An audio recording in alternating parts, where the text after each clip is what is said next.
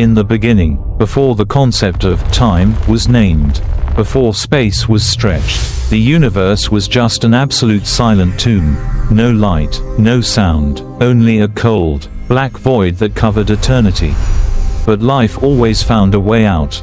Amidst that infinite purple quantum fog, a miracle appeared. A giant egg, smooth as a pearl, floated in the middle of the night sea. Beneath that white shell, veins of light pulsated rhythmically like the heart of the universe waiting to awaken. Crack! A lightning-shaped crack tore through the silence. Blinding white light, the first light of reality, erupted violently, sweeping away the thousand-year darkness. In the colorful storm of energy of the Big Bang, the eggshell shattered into billions of sparkling stardust pieces. From the center of that explosion, Arceus was born. He coiled like a divine fetus, his fur soaked in the amniotic fluid of stars. When he stretched, the space around him shook, distorting like a disturbed lake. Arceus opened his mouth, and the primordial roar rang out. It was more than a sound. It was a command that forced the universe to exist. Golden dust gathered from the void, curling into a golden wheel fastened to his back, engraved with ancient symbols containing primordial power. Arceus walked. Wherever his toenails touched the void, lotus flowers made of nebula bloomed, weaving the brilliant Milky Way. His emerald eyes opened, seeing through all things, and the 3 gems on his back began to rotate, signaling the beginning of the great work of creation. Chapter 2: Dance of the Gods. Arceus understood that he alone could not rule the vast universe. He needed architects. From the soft flowing blue river of light, he drew the threads of time, molding Dialga. Its metallic armor echoed with the ticking of an eternal pulse. From the shattered shards of the space mirror, he breathed pearly breath, creating Palkia. Its wings spread, tearing and shaping dimensions. But with light comes darkness. From the black shadows at its feet, a twisted being emerged, Giratina, encompassing the essence of antimatter and chaos. Giratina charged at the creator. The battle shook the galaxies.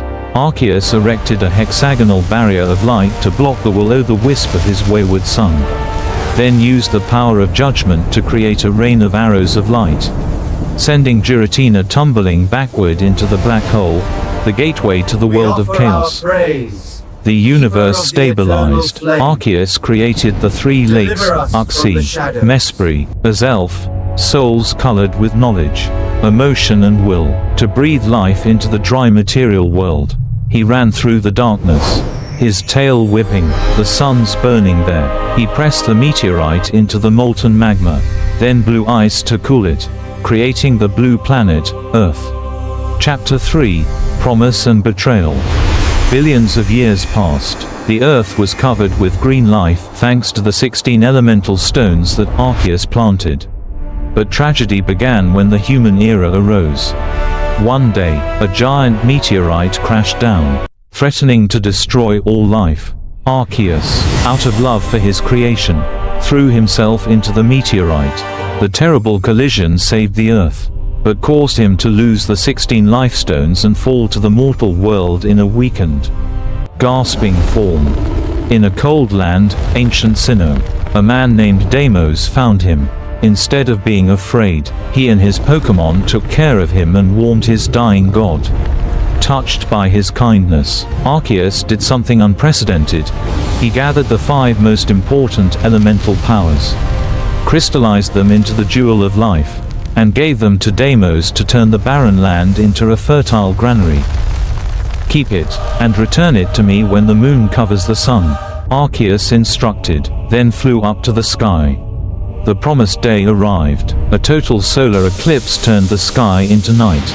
Arceus descended to Earth, his eyes shining with absolute faith in his human friend.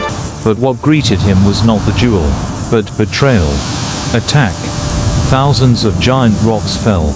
Purple electric traps were activated, hitting his divine body. Humans, out of greed to maintain their abundance, decided to kill the god who blessed them. Pain, not of the body, but of the broken heart. The trust of billions of years collapsed in an instant. Arceus roared, The rage turned into a shockwave that threw everything away. His gentle emerald eyes turned blood red with hatred. He destroyed the temple, burned the treacherous land, then soared high, carrying with him an eternal wound.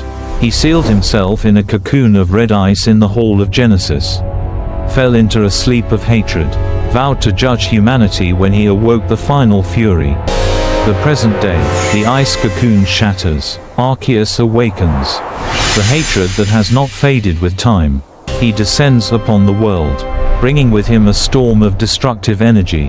Dialga, Palkia, and Giratina, the three most powerful sons, tried to stop their father. But the Creator's power is absolute. Their attacks are like dust hitting a mountain. The modern city shakes. The sky burns red with blood.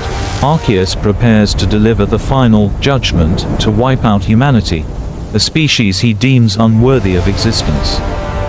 But in that moment of life and death, the truth is revealed. A forgotten timeline reconnects. Arceus sees the true past. Deimos did not betray him. He was manipulated, imprisoned, and his heart remained with him until his last breath. The fake gem and electric trap was someone else's scheme. The image of his old friend Deimos, who, despite being imprisoned, still tried to send an apology to him through space and time, touched the god's frozen heart. Chapter 5: Eternal Salvation. In the midst of the smoky sky, Arceus's bloodshot eyes wavered. His anger dissipated like mist meeting the sun, giving way to a deep and forgiving emerald green. He withdrew the spheres of destructive energy. The thousand-year misunderstanding had been resolved, but the world below was devastated by his anger. Arceus closed his eyes, concentrating all his remaining power. A warm golden light radiated from his body, spreading throughout the city, throughout the planet. It was not the power of creation, but the power of resurrection. The ruined buildings were mended. Trees grew from the ashes. Wounds were healed. He looked down at humanity one last time, small creatures, full of flaws but also full of love. He realized that imperfection was also part of the beauty of the universe he had created. Arceus flew up high, beyond the clouds, beyond the atmosphere. His body gradually became transparent, merging with the sunlight, with every wind, with every blade of grass. He did not leave. He returned. He became a silent observer, forever watching and protecting this world from the other side of the stars. And so, the legend of the Creator continued to be written, not with ink, but with life that was growing every day.